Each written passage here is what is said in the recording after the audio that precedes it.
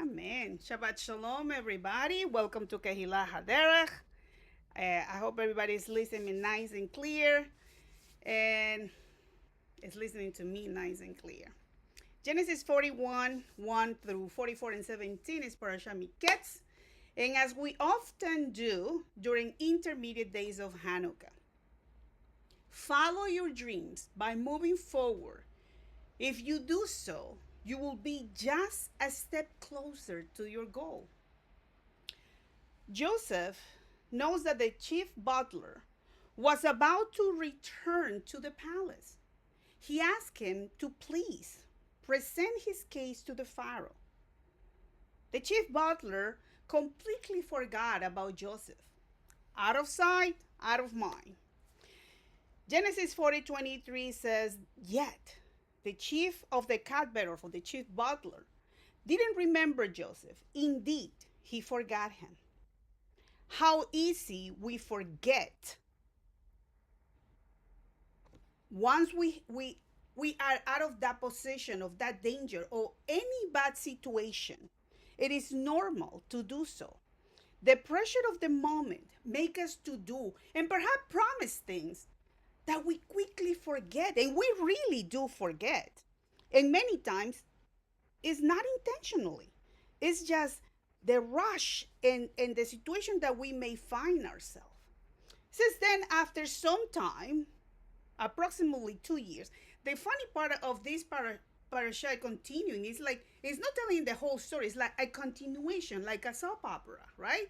This happened to Joseph, went to prison, and the cupbearer forgot about him. And then Joseph comes out of prison because he's going to the Pharaoh, and it keeps us, it's like really a soap opera. But anyway, let's go back. Joseph, the dreamer, whose dreams, knowledge, and faith led him to rise and be used as a salvation of the nations, including his family, and yes, the same brothers that sold him. Pharaoh had two dreams, and nobody in his palace can interpret them.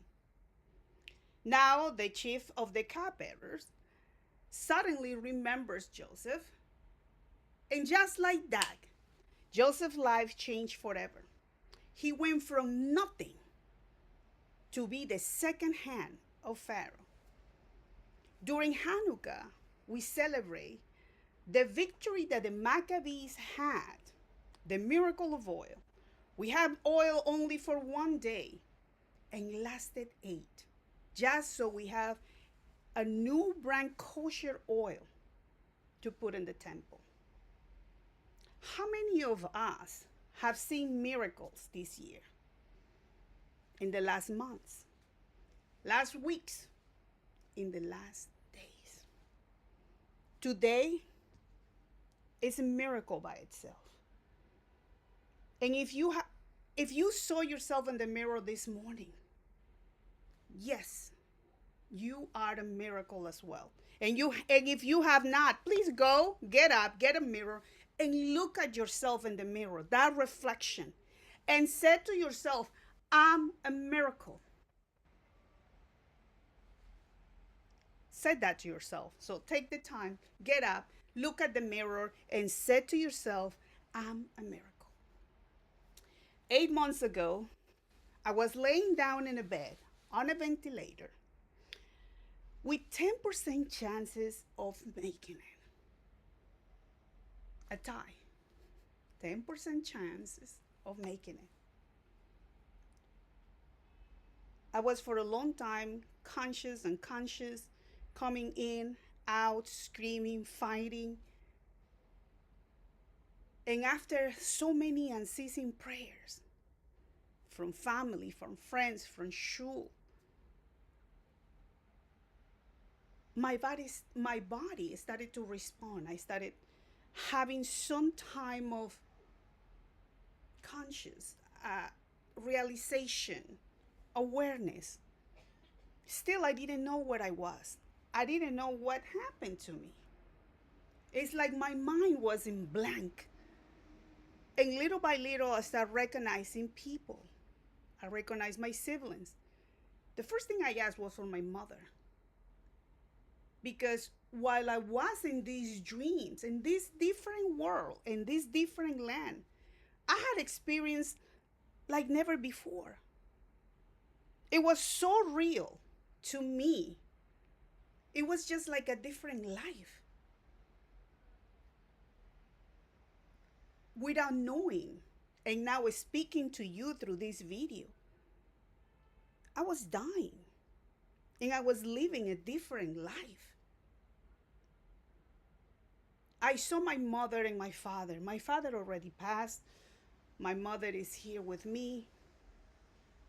And in one arm, my father was pulling me. In the other arm, my mother is pulling me. And both are fighting with me, fighting. Finally, my mother, with all her strength, pulls me. Mind you, in my dream, I had only one tooth left. My mother, with all her strength, pulls me, and my youngest sister, I saw her in my dream, is telling my father to leave me alone, that I only have one tooth left. And that to me means a lot. The 10% chances of living, it was my one tooth left. I saw my mom going to the floor. And when I started coming back and having this awareness, what was happening around me, I saw my mom. I wanted my mother. I thought she was dead. No, she wasn't. This is why I always said, regardless of any situation, the prayers of a mother go right there to heaven. They go. It doesn't matter. You can have people praying for you. You can have your friends, your spouse, your children, the person that loves you the most. Nothing is like the prayer of a mother. In the prayer of a mother, there is a power that nobody can take. So anyway, moving along, God does answer prayers. And I'm here sharing Miketz, sharing the miracles of Hanukkah, praying for others to be healed, praying for others to be a testimony of his goodness. Just a few months ago, we saw Shamash Bryan also going through something similar. And then he's back. So God, yes, he's a God of miracles. And not for a moment, always. Every day of your life is a miracle. Every day of your life you're dreaming. Every day of life counts. God answers our prayers sometimes not as fast as we would like him to. And sometimes we do get what we ask for, yet he always answers even when we don't understand the answer. He answers. We don't understand, his plans are perfect. And we are okay with that. Perhaps we're not happy, but we're okay. Joseph endured rejection, slavery, and prison, yet his faith remained strong. Or I guess he didn't have any other choice. He was a prisoner. Nobody knew him in a land that he couldn't say, call my mom, call my dad. He was in Egypt. He was sold as a slave. Also, keep in mind that Joseph was not also a dreamer. We all have dreams. We all want to do bigger and better and beautiful things. And as we have learned it, he was a savvy young boy. He was knowledgeable. He was, we can say, go for it, go get it type of boy. And sometimes we can imagine Joseph have a big mouth, big runner of the mouth. As Joseph grew older, we learned that we get the sense that he learned to be a little bit humble. He went through a lot. That built his character, shaped him in the man that he was going to be. That impetuous young man that he was once at his father's house. Hence, remember, he was the favorite child. he was no longer. He was in a land that was not his homeland, not with the family that he grew, even though that they didn't like him. When we got pregnant 12 years ago, I had a dream. And in that dream, God told me I just got pregnant, I remember. And in that dream, God told me, his name shall be Daniel. And I was like, really? Daniel? I don't even like that name. Time went by. Finally, we finding out that having a boy. I didn't even recall the dream then. And just as I was about to, a month, probably 2 months before my due date, people at school started asking me, so, do you have any names in mind? Even my family. I said, nope, I have no names. And I said, oh, by the way, yes, I had this dream where God told me that his name shall be Daniel. Just not to disregard God, I'm going to keep it as a middle name. You know, I had the dream, may as well. Let's put the name. But I don't really like the name. So, anyway, as you know, in Judaism, we don't share the name of the child until it's born. For the boys, until they have the brit milah, their circumcision, and for the girls, we can share it after they are born, and we have a beautiful party for our daughters in Chatbat, so we can share the name right away. But for the boys, until they're circumcised. So, the same night that I'm telling all people at shul, oh yeah, Daniel will be his middle name. I don't know what name we will give him. Then I said, maybe, I like the name Joseph. And I like the name Benjamin. But as you know, my husband is Ashkenazi descent. My husband passed. And he says to me, no way. His name, he cannot be called Benjamin. I said, but I'm calling him after my father. He said, yeah, but your father's still alive. He says, no. And because my husband's name in English happened to be Benjamin as well. And his Hebrew name is Ben Sion. So anyway, I tried to pursue him and no, didn't work. So in Sephardic culture, yes, you can name your child after a living relative. So I was okay naming him Benjamin as my father. But anyway, that didn't work. Some time went by. So the same day that I tell people about and we thinking about names with my friends, I have a dream. Such a vivid dream. I feel it right now. I'm walking and everything is so foggy. And I can touch the fog, making way for me to walk. And I see a lamp, those old antique lamps that you can see, I don't know, in London. And I'm walking through those streets and suddenly I see a door and I open that door. And when I opened that door, it was my childhood home. The home that I left probably until I was 5 years old. And as I walk through, I see a TV that is on, but doesn't have a good reception. An old TV that you have to get up and click, click, click, so you can change the channel. And you have probably, 5 channels perhaps? 8 the most? But they didn't have a good reception. So I started finagling, playing around with the antennas, making sure that, I have a good reception. Suddenly I hear this voice telling me twice again, Hine Dani. And I'm like, what? Hine Dani. When I had my first name, God also spoke to me and told me twice, his name shall be Daniel, and his name shall be Daniel, when I said I didn't like that name. And I wake up and I felt this sense of, who am I rejecting the power of my God speaking to me through dreams? The first thing that I said when I woke up is I say, forgive me, Father. And yes, his name shall be Daniel. And as you all may know, my son, almost 12, his name is Daniel. Daniel Joseph. And we had the circumcision in this very house, this very apartment, on that very table. And it was just a delight. My husband used to say that he felt like he was a Jacob and Daniel was his Joseph. Having a child as a, and, older as he was, but he didn't look it. He felt like he had a son and grandson at the same time. So he always said, I'm blessed to have him. And he is a blessing.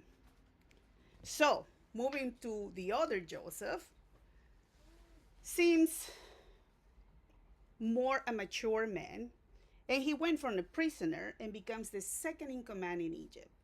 It seems as he has accepted his new life as the one Abraham has banished children. Now an Egyptian noble, married to the daughter of an Egyptian priest, and with two children. Genesis 41:50, the TLB says, two sons also have been born to Joseph before the year of famine came, born to him by Asenat, daughter of Potiphera, priest of On. Like Esau marrying a Canaanite woman, like Judah marrying Aliyah, the daughter of Shua, a Canaanite, and so on. Now Joseph's marriage seems like he will never return to his family, that he's also sharing and mingling, mixed marrying, and then forgetting of who he is, who he was, or was designed to be. God's plans are perfection, and we have to keep that in mind. And midrash tells us that Asenat, Joseph's wife, is not actually an Egyptian, but is Dinah's daughter. We could say his niece. Conceived after she was raped by Shechem. There are other commentaries that are like, hello, that sounds weird. So I'm not going even to mention it. And I chose this one because I really liked it. It touched my heart. And I wanted to share it, and hopefully you will also have a full heart once I'm done sharing it. What did Shechem, the son of Hamor, do? He sees Dinah, he slept with her, and she conceived Asenat. The sons of Israel said that she should be killed. For they said that now people would say in all the land that there was an immoral daughter in the tents of Jacob. Just like that, let's get rid of a child. Many of us that we have lost an unborn child can feel the pain until this very day. It doesn't matter how much time have gone by, the pain is the same as when we lose somebody we love, a parent, a spouse, and so on. And in the same way, as time goes by, the pain is there. You don't feel it as intense, but it's always there. You just learn to live with it. And at times, the grief touches you. And it hurts just as it just happened. But then, by His mercy, you move on and you continue living with your life. Now, knowing this heartless thought and action, keep in mind, we can relate how easy it was to get rid of a young man, the dreamer, Jacob's favorite son. Look what they wanted to do with Dinah's daughter. Remember, this is commentary. The rabbis compare Shechem to a snake that bites a person within his own home. They relate that Dinah will stay within her tent and not go out at all, will be like a good girl put in her house, and that the women of the land will come and play with tambourines and entice her to come out. Remember, she's the only daughter, so far as we know, Jacob's daughter that is mentioned in the Torah. So Dinah emerged from the tent to see the daughters in the land playing, and then Shechem kidnapped her. When Simeon and Levi came to the city and killed Shechem and Hamor, they took Dinah from Shechem's home. Since they risked their lives, they call them forever Dinah's brothers. Genesis 34:25 says, then on the third day, while they were in pain, two of Jacob's sons, Simeon and Levi, Dinah's brother, each took his sword and came against the city undisturbed and killed every male. The rabbis relate that the brothers were forced to drag Dinah out of Shechem's house. She was too ashamed to get out of the house. What did Jacob do? Jacob brought a gold plate and wrote it the name of the Holy One, blessed be he.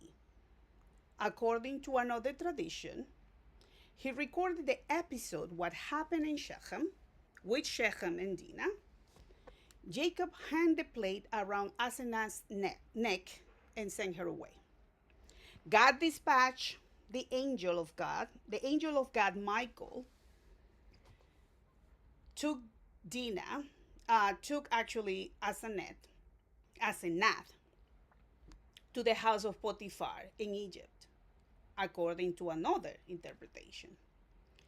Dinah was the one that cast away Asenat and put her just on the wall of Egypt, actually by Potiphar's house. When they brought the baby, Potiphar was walking around and heard a baby crying.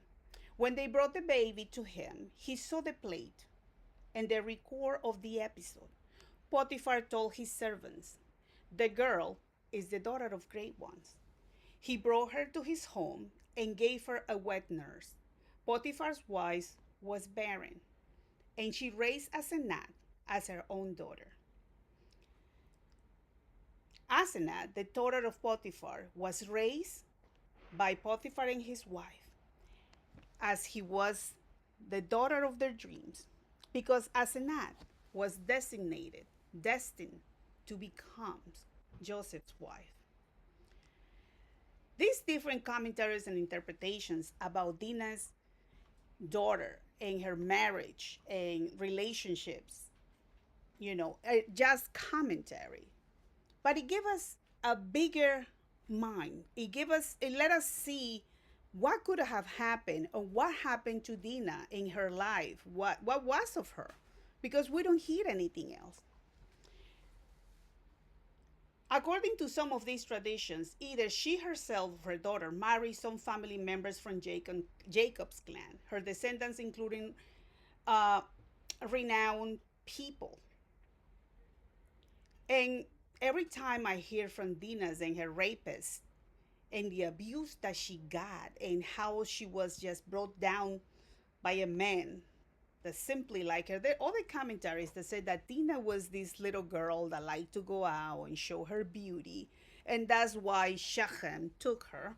That a lot of rabbis said that Dinah was like a person walking through the streets with a piece of raw meat, and Shechem was like a dog that was hungry, and that's why he took her. And because she did it, she was just going about and about, go around and about, and this is why Shechem took her.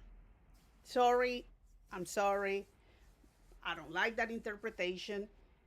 And this reminds me of the women, our daughters, wives, mothers, children, young girls that were taken on October 7th, and we're still praying for them.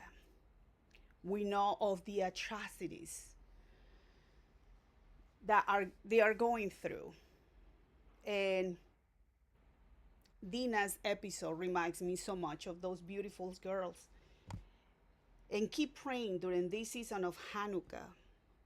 God Most High, remember these beautiful people, not only the girls, of course, everybody that was taken from that terrible festival, I would say, because it turned out something good into something so ugly. Anyway, In the midrash, Asenat is like Joseph, a lost member of Jacob's family who find her way to Egypt. Unlike Joseph, however, Asenat was not a wanted child, while Joseph is a son who was hoped for, prayed for. Asenat is the result of an unwanted pregnancy. While Jacob desperately loved Joseph, singled him out from all his brothers, Jacob sends Asenat away. The difference between Joseph and Asenat in many ways mirrors the difference between Joseph and Dinah, Asenat's mother, while Joseph is born to Rachel, Jacob's most beloved wife. Dinah is identified as Leah's daughter. Her identity, marked by her relationship to the wife of Jacob, never wanted to marry. Similarly, while Jacob cries for Joseph 4 years, Jacob is silent when his daughter's rapist asks to marry her. When it comes to Dinah, not only Jacob's not have tears, that he doesn't even have words. Dinah and Joseph are opposite, even within the same family. We see children who will carry the covenant and children who will be cast off, children that are wanted and children that are rejected. In sending Asenat away, Jacob carries on the ancestral pattern in which unchosen children are just get rid of. Like Abraham sending away Ishmael because he didn't fit the call. Because God told him so, to listen to his wife. God always had the perfect plan. In any other generation, this is where we might expect Dinah's story to end. And indeed, and the Torah ends. We don't hear more about Dinah. But thank God for these commentaries. I said thank God because they're inspirational, many of them. The story of Joseph and Asenat meeting and marrying in Egypt keeps Dinah's descendants and her voice alive. This midrash keeps Dinah's story alive and changes the story of the unchosen child. In this story, we can see that even though her family rejected her for something that happened and found her guilty, God never abandoned her, not her child. Instead, God made sure that both of them would be able to find a way back into the covenant. We can give really a big bravo to all the sages for trying to give Asenat some personality and a name. Asenat also has ambitions and hopes, faith, and more importantly, she also has dreams. This woman that also spent her life in sacred relationship with Joseph, his helpmate in life, must also be a dreamer. She must be a woman capable of dreaming and also gifted in remembering her dreams, be able to interpret her dreams, and most important, acting on them. Perhaps they were truly partners in the word described all over the Torah, even though only Joseph is mentioned. Remember that a good marriage is not only about the husband, but it's about the two. The two become one as long as both of them are zinc. Back in the day, it seems like Egypt was the place to go. We could say it was like in New York, right? Everybody will go. Even Yeshua, when he was a baby, Joseph and Miriam took Yeshua to Egypt to be safe. It was the place like it seemed everybody was going to. And somehow, God opened that way for them. According to the midrash, Dinah is brought back, and through her grandchildren, Joseph's sons, Ephayim and Menaseh, When we remember that Ephayim and Menaseh are not just only Joseph's sons, but also Dinah's grandchildren. The blessing that we give our sons on Friday night, that they should be like Ephayim and Menaseh, takes on a deeper meaning. It is not a wish that our children should be like Joseph, the most beloved son, and his chosen children. Instead, in blessing every Jewish boy, our sons in general, with these words on Friday night, or every day of the night, as a matter of fact, because we, as parents, we always pray for our children. Perhaps we are really saying a sort of prayer, may you be part of a world in which there are no chosen and unchosen children anymore. A world in which every child is loved and protected. May He use us to build a world in which no human being is rejected. Before His eyes, we are all important. He's always watching us, covering us, protecting us, guiding us. Sometimes He answers prayers pretty quickly. Sometimes not as fast as we would like to. But He always wants us to light that candle and be that miracle. When we see ourselves in the mirror, when we see ourselves in a camera, when we see ourselves, the reflection of our face anywhere, remember we are a miracle. And through this season, the Hanukkah season, let's keep that light going. And not only for the 8 days, but each day of our lives. Let that fire keep burning. And do good. Be the light to the world. In a world that is turning so ugly, let us be the light. May the God of Joseph and the God of Hanukkah fill your heart with big dreams and unshakable faith. May He work miracles in your life and make your light shine brightly for His glory. Chag Sameach and Shabbat Shalom.